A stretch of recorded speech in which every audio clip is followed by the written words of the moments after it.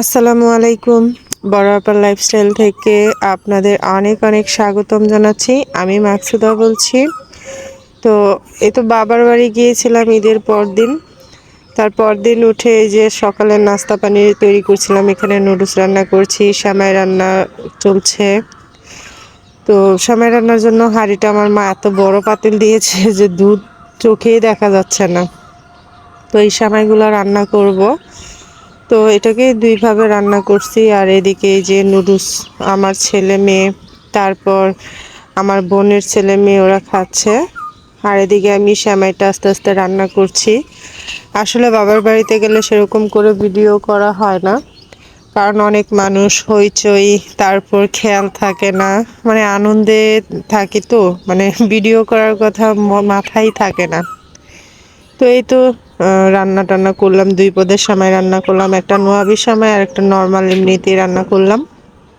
আর আজকে ভয়েসটা দিচ্ছি একদম খোলা পরিবেশে, একদম পাখির, আমার মাথার উপরে পাখি ডাকছিল, ছাদের উপরে বসে ভয়েসটা আর কি দিচ্ছিলাম।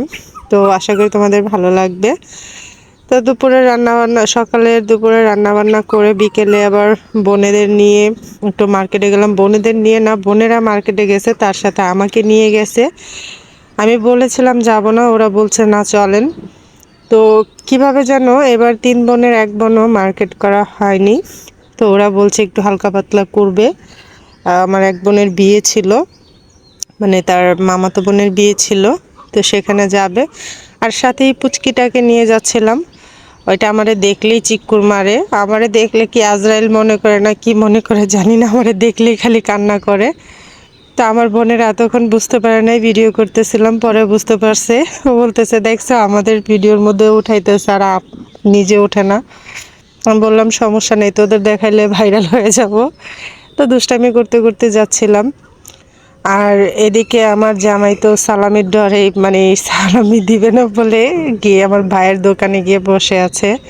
তো সমস্যা নেই, আমার বোনরাও নাছোড়বান্দা, রাস্তার মধ্যে তারা দেখেই ফেলেছে। আর সালামিটাও নিয়ে নিয়েছে, মানে সালামি নেওয়ারও সুন্দর কিছু কিছু দৃশ্য ছিল। সেগুলো উঠাইতে মন নাই, আসলে বাবার বাড়িতে গেলে সব এলোমেলো হয়ে যায়। সবাইকে মিলে মানে এতটা আনন্দে হাসি খুশি থাকি, ভিডিও করার কথা আর মনে থাকে না।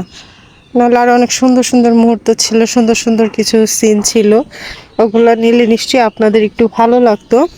তো এই তো আমার জামাইকে অবশেষে পেয়ে গেল রাস্তার মধ্যে আমার দুই বোন। এখন ধরছে যে সালামি না দিলে উপায় নেই, তো অবশেষে সালামিটা দিছে, সেটাও আমার তুলতে খেয়াল নেই। মানে আমি কিসের ভিডিও করছি নিজেও জানি না। তো অবশেষে আমরা সবাই মিলে একটু গাউসিয়াতে গেলাম, ভুলতা গাউসিয়া। আর এই ভুলতা নারায়ণগঞ্জের বৃহত্তম মার্কেট ভুলতা গাউসিয়া, অনেক বড় পাইকারি মার্কেট, এটা বৃহত্তম পাইকারি মার্কেট। তো সেখান থেকে যে জুতা কালেকশন, আসলে ঈদ ভাঙা বাজারে মার্কেটে যাওয়াটা মানে কি বলবো, ঈদের চাইতেও বেশি দাম চায়। আর তেমন ভালো কিছু থাকেও না, ভালো তো সবাই নিয়েই যায়, তারপরেও কালেকশনের তার অভাব নেই, তাদের হিউজ পরিমাণ কালেকশন এখনও আছে। তো এই তো আমার এক বোন জুতা নেওয়ার জন্য এখানে জুতা চয়েস করেছে, বাট এত দাম, মানে গাউসিয়া এই মার্কেটটা অনেক দাম নেই, আবার অপোজিটে যেটা আছে সেটাতে একটু দাম কম পাওয়া যায়। তো যাই হোক, জুতা দেখে পছন্দ হয়েছে বাট কিনা হয়নি।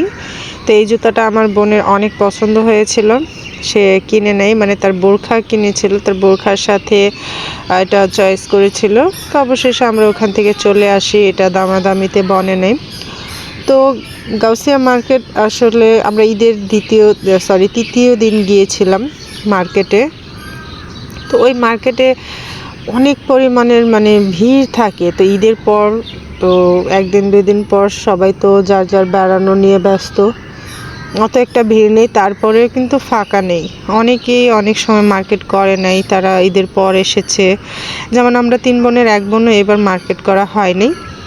আমরা কিন্তু ঈদের পর যে আমার দুই বোন মার্কেট করেছে, আমি করিনি, আমি পরে করব, আমার প্রয়োজন অনুযায়ী করে নেব, কারণ ঈদ যেহেতু চলে গেছে আর মার্কেট করে কি করব। আর এই যে বাইরের একটু ভিউ, সন্ধ্যা হয়ে গেছে। তো ছোট পুচকিটাকে নিয়ে মানে খুব বিরক্ত করছিল, মানে কান্না করছিল গরমে। তো যাই হোক, ওকে খাইয়ে ঘুম পাড়িয়ে দেওয়া হয়েছে। আর এই তো চারিপাশটা আমরা ঘুরছিলাম। তো এখানে কিন্তু খুব বড় মার্কেট, মানে যারা গাউসিয়াতে আসেন তারা তো জানেন গাউসিয়ার এটা অনেক বড় মার্কেট। তো এই তো আমরা ঘোরাফেরা করছিলাম, প্রায় দোকানই বন্ধ। তো চলে এলাম গজ কাপড়ের দোকানে। এখান থেকে আমার বোন কিছু গজ কাপড় নিয়েছে, ওর ওই গায়ে হলুদের জন্য কিছু এক কালার ড্রেস সেগুলো নিয়েছে। আর পুচকিটা তো আবার উঠে গেছে, এই যে নিচে সবুজটা হলো জামা আর গোল্ডেন কালারটা হলো প্লাজো। তো ওর জামা নেওয়া হয়েছে। তো আমরা এখান থেকেও কেনাকাটা করে চলে যাব। তো এই যে আমাকে বললো আবার একটু ওড়না দেখতে, এখানে ওড়না দেখলাম, বাট ওড়না পছন্দ মতো নেই, একদম জালি জালি, যে ওড়নাটা এখন পরা যাবে না। তো আমরা মানে মার্কেট প্রায় বন্ধের টাইম হয়ে যাচ্ছে, কারণ ঈদ ভাঙা বাজারে অতই থাকে না। তা আবার চলে এলাম একটু বাইরে। তা আবার বাইরে বলতে নিচে এসেছি বোরখা কালেকশন দেখতে। তো এখান থেকে আমার এক বোন আবার বোরখা নিয়েছে। তো বোরখার প্রাইস মাশাল্লাহ ভালোই ছিল, মানে পছন্দ হয়েছে, পছন্দের জিনিস 80 টাকা তোলা, মানে পছন্দ হলেও সেই জিনিসটা নিলে না গায়ে লাগে না, আর পছন্দ না হলে সেটা মনে হয় 2 টাকা দিয়ে নিলেও মনে হয় যে 2 টাকাই নষ্ট করে দিলাম।